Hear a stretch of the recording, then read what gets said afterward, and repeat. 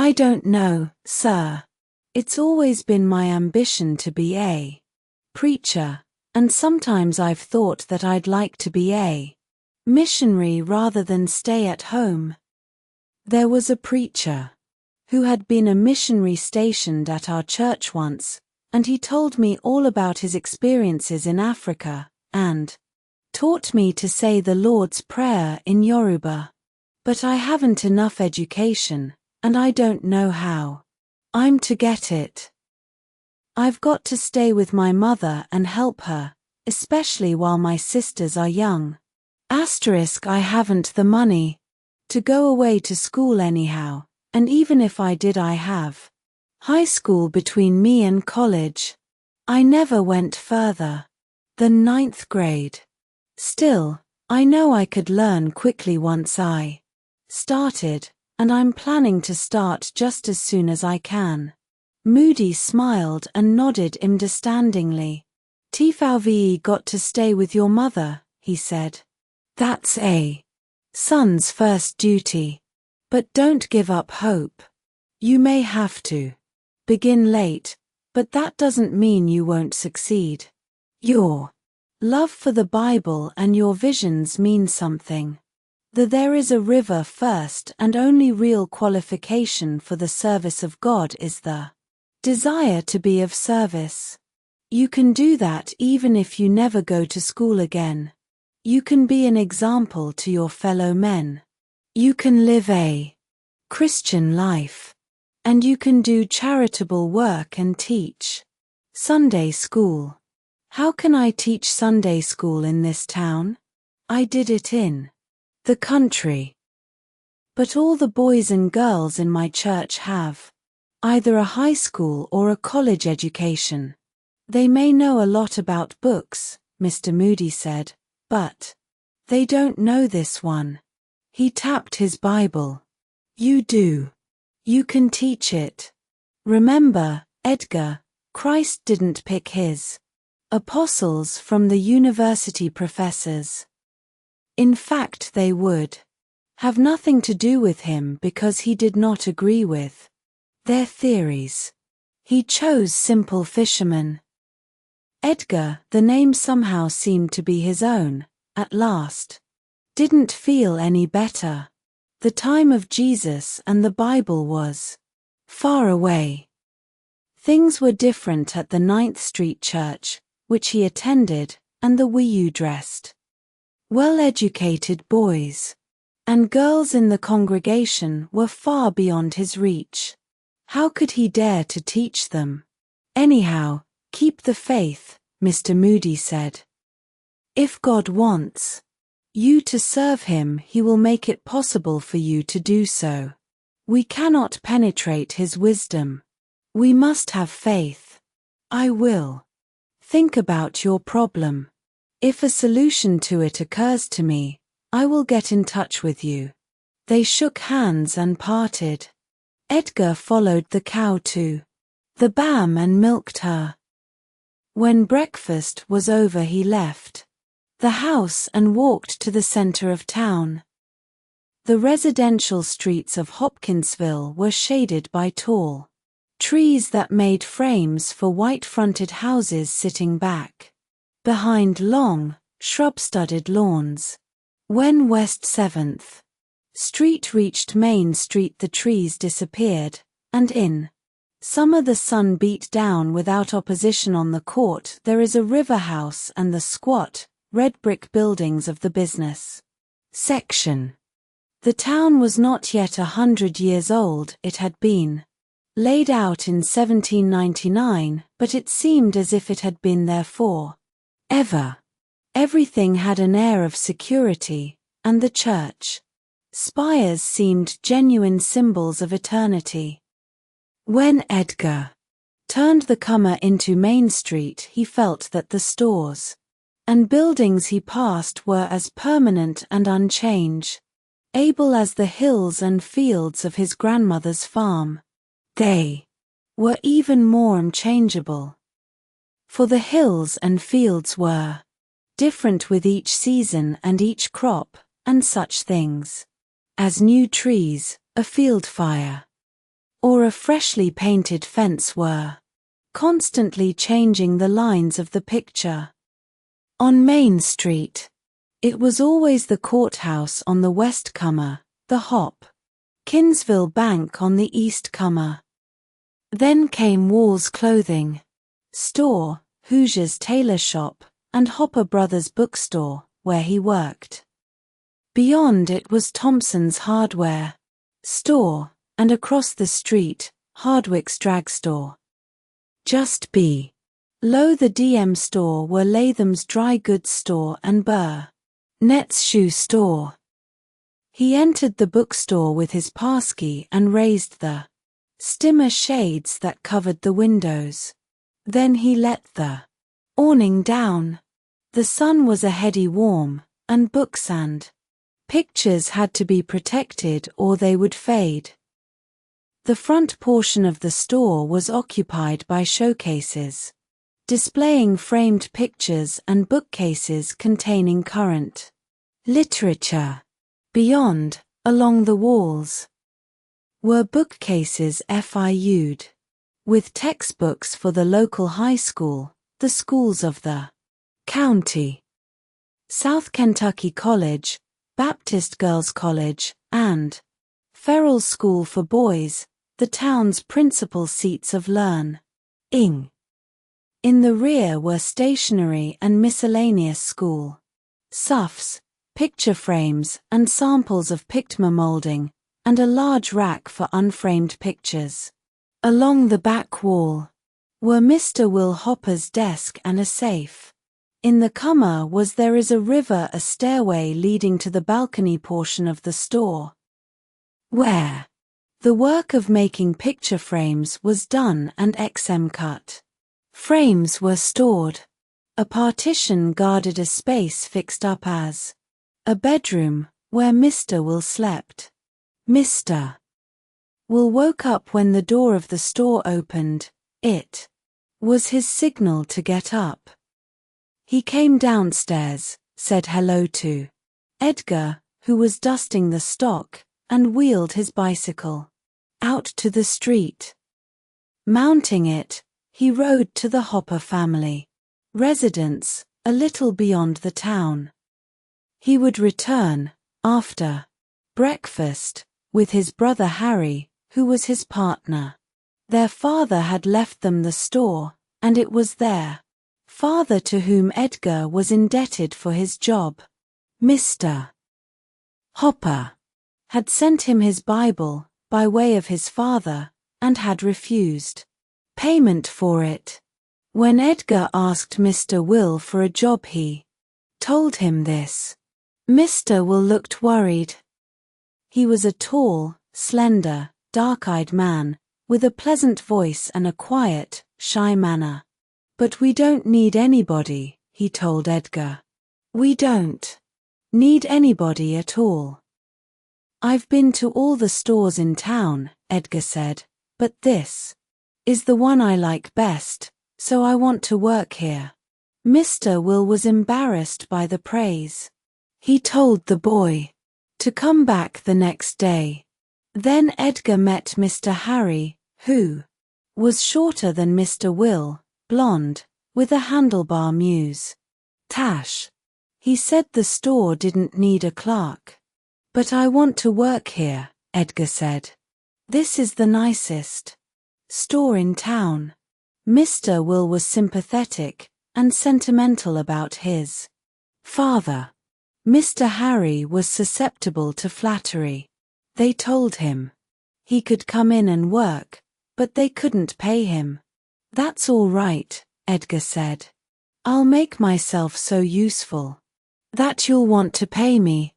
He went to work, and at the end of a month the brothers, RHTD awkwardly, said they would like to reward him by There is a River buying him a suit of clothes.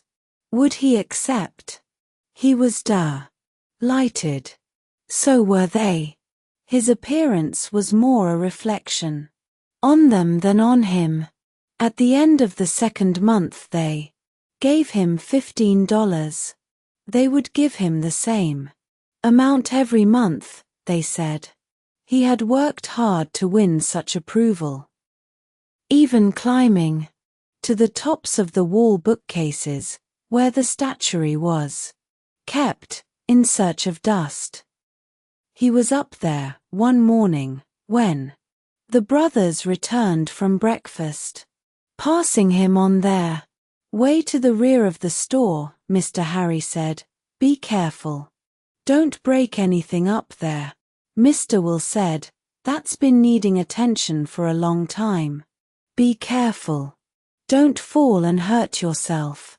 It was the difference between the two men, though each was kind to him and both were satisfied with his work. He was standing behind the counter with Mr. Harry on one of the hot, blistering days of late summer when a car Riage drove up to the door and stopped.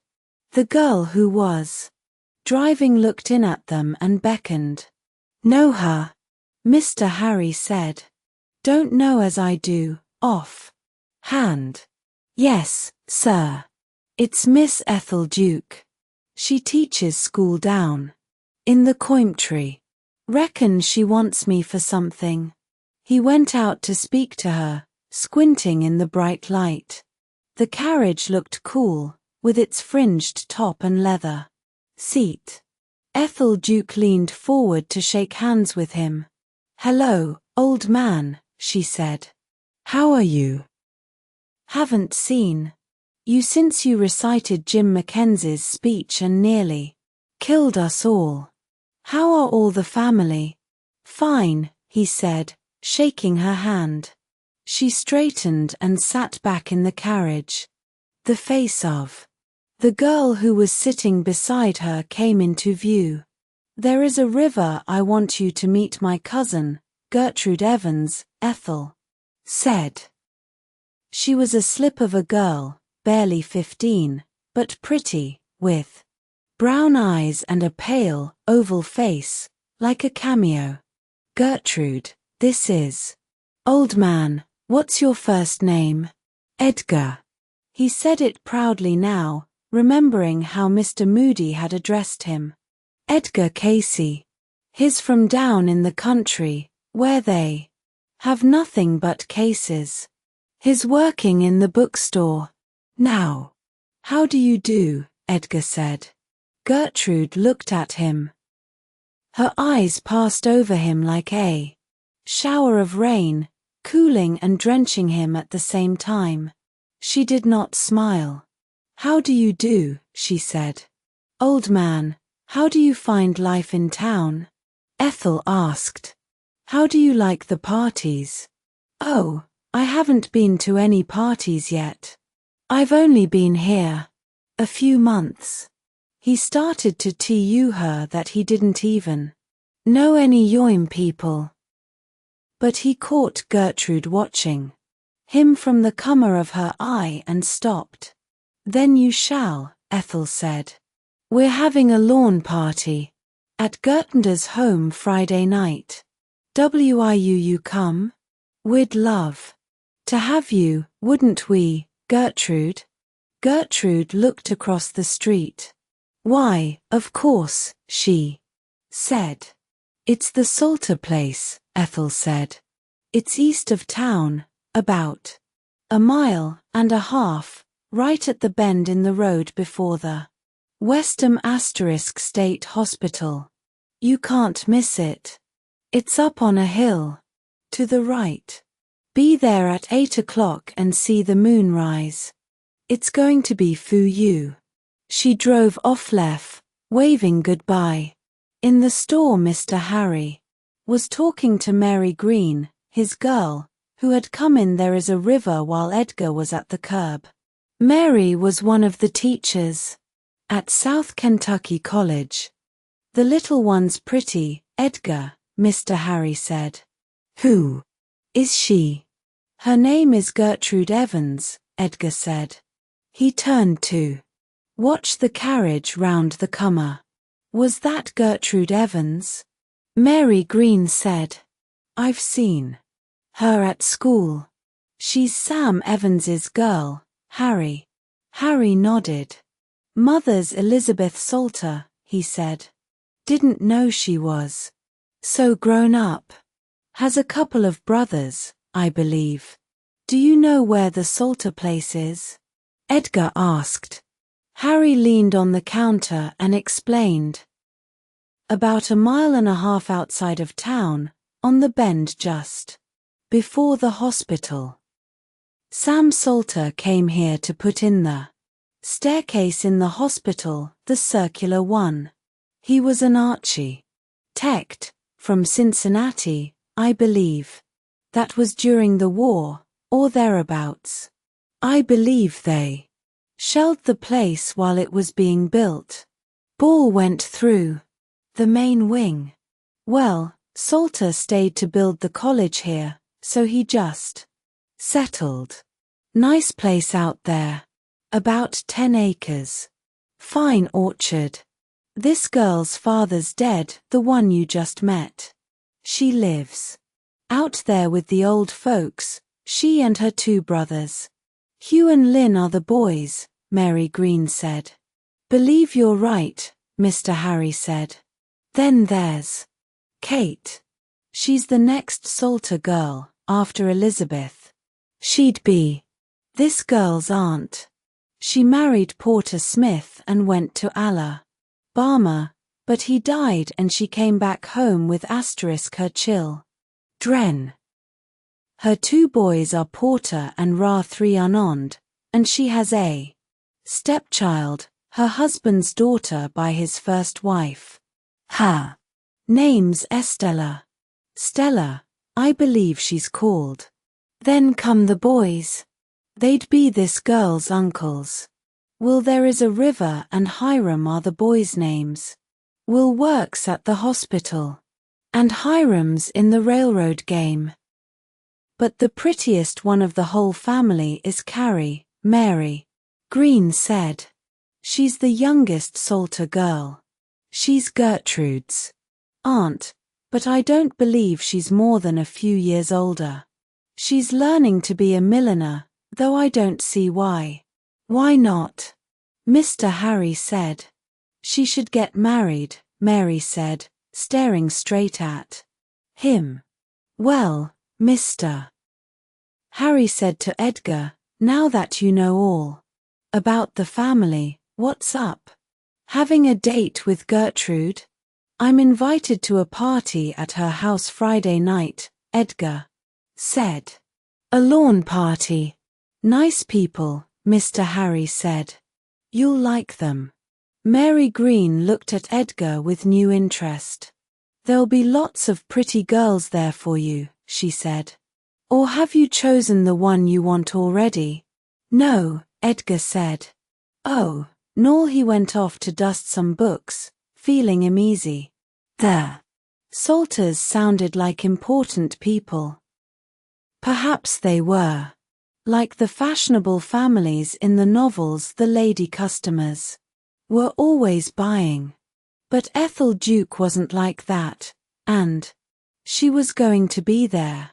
Perhaps they were just nice people who were well-to-do, like the Famihes in the Alger books who always helped the hero. Perhaps he was going to be like one of the Alger boys. He would meet the girl, have some adventures, win out in the end, and then his bean factor, who might be old Mr. Salter, would allow him to be engaged to his granddaughter and supply him with money with which to go to school and become a minister. He would pay back the money, of course. And in the end he would have a fine church and a house for his family, and drive a pair of horses. He would be one of the most respected men in the town. There is a river, but it might be the other way round. They might NBT have anything to do with him because he was a poor boy without any education. Anyhow, he had a new suit, and he would look as well as any of the rich boys who might be there. When Friday came he left home right after supper. Darkness overtook him on the road, but the moon was rising. as he approached the hill, and he saw its silhouette above, the trees that ran toward it up the slope. Behind it the HGHTS of Japanese lanterns bobbed and flickered. The twilight wind brought him sounds of laughter and talk. It seemed to him like an enchanted castle, too far away, ever to be reached. Though he kept saying to himself over and over again to give himself courage that it was a house, much smaller than his grandmother's, on a good deal less land. But he knew that there was a difference. Grandmother's was a farmhouse. This was a residence. To have in such a house and not farm, to own the land and just have on it, that was the way gentlemen did. There was a wire fence at the road. 2 lanes led to the house, one a carriage walk, the other a footpath. He opened the gate at the footpath and walked up it, imder great oak trees, towering maples, and finally to some locusts that were nearly 100 feet high and moved their tops in the breeze like giants moving in another world. He walked around the house and to the place where the lanterns were shining. It was a lawn that stretched from the back of the house to the orchard. Tables had been set out. On them were cut glass bowls filled with lemonade, and platters of cookies, cakes, sandwiches, and fruit. There were benches and chairs, but most of the young people were just sitting on the ground, using handkerchiefs or jackets or shawls to protect their skirts and trousers from grass stain. There is a river. Ethel Duke spied him and took his arm. She introduced him to the old folks, nice-looking, grey-haired people, and then to the others in the family, Mrs. Evans, Gertrude's mother, a dark-haired, quick, smiling woman, Mrs. Smith, Gertrude's Aunt Kate, a fat-cheeked, amiable lady with small hands and a small, pretty mouth, Carrie Salter, also Trude's aunt, a beautiful girl with great, shining brown eyes that dazzled him. He didn't remember what the others looked like after Carrie. She carried him away from Ethel and introduced him to her nephews, Porter and Raymond, and her brothers, Will and Hiram.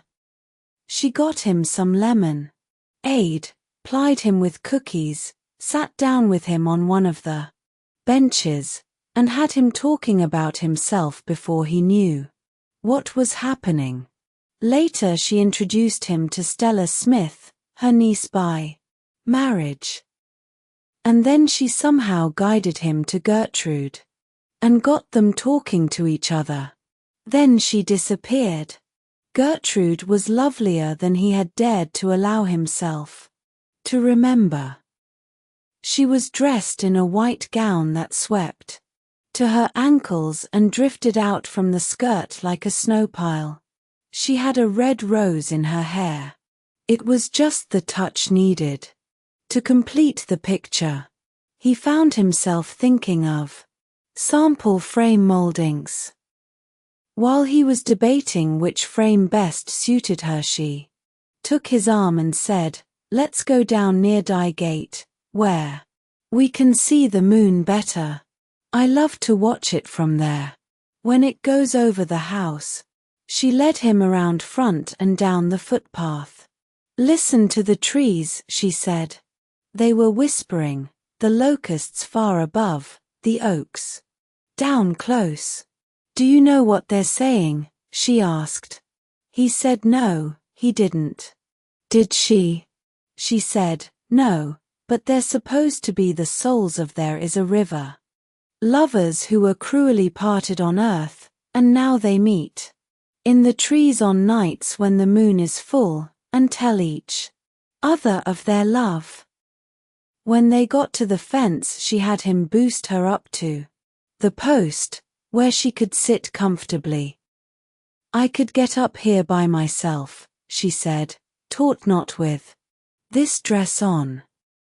He took his pipe from a pocket and asked her if she objected to smoking. "No," she said. "I think a man ought to smoke, and I like a pipe better than cigars." When the pipe was lighted, they looked at the moon. It was drifting upward, leaving the house behind. "Tell me about yourself," Gertrude said. "What are you going to be?" "I'll bet you'll be the owner of the bookstore someday. Then you can have all the books you want to read." "Oh, I think that would be the grandest thing. I love books more than anything else in the whole world." He had opened his mouth to speak when she said, "Tell me about yourself." Had she stopped there, he would have said, "Someday I want to be a minister." His mouth closed quickly. His teeth bit into the pipe when she talked about the store and owning it. When he didn't answer, she laughed and said, "I reckon you think I'm silly, talking like that. But I always wonder what people are going to do. I think it's so fascinating to see a lot of girls and boys when they're young. And then when they grow up and be gin to take their places in the world, you never can figure out what even your best friend is going to become. And now all the boys and girls I know are beginning to think about jobs and what they want to be. I reckon it's just about whatever job a fellow can get. There is a river some of the time," he said. He felt calm enough to answer her now, although inside of him something had upset and splashed him with a feeling that acted as if he were going to be sick later on. "Only I wanted to work in the bookstore," he went on, "and I kept after Mr. Will and Mr. Harry until they took me in." He laughed and knocked his pipe out on the fence post. He was afraid to keep on smoking, the way he felt. "They said they didn't need anyone in the store, but I promised them they'd agree I was useful if they'd let me try. So now they can't get rid of me because they're used to having me around." She laughed too. It was nice to be able to laugh. It made the job of getting to know people easy. "You just laughed with them over a few things, and you were friends. Carrot, I knew that's the way you were," Gertrude said. "I'll bet if I buy a book from you, you'll make it a habit math me and take all my money away." They both laughed then, and he told her about all the new books at the store. She exclaimed at the mention of each one, and pretended it was just what she wanted. They talked like that until she held out her arms to be helped down. "We've got to go back," she said. "It's almost time for the party to break up." Hurrying up the path, she said, "Till have to be saying goodbye to everyone, so I'll say it to you now. I hope you'll come again. Don't be a stranger." "I won't," he said. He was afraid to take her hand. Then he realized that she had taken his. "It was nice meeting you," she said. She left him when they got back to the party, and after he had thanked the members of her family, he slipped away. There is a river, and hurried down the carriage drive, which opened on the road a few yards nearer town than the footpath.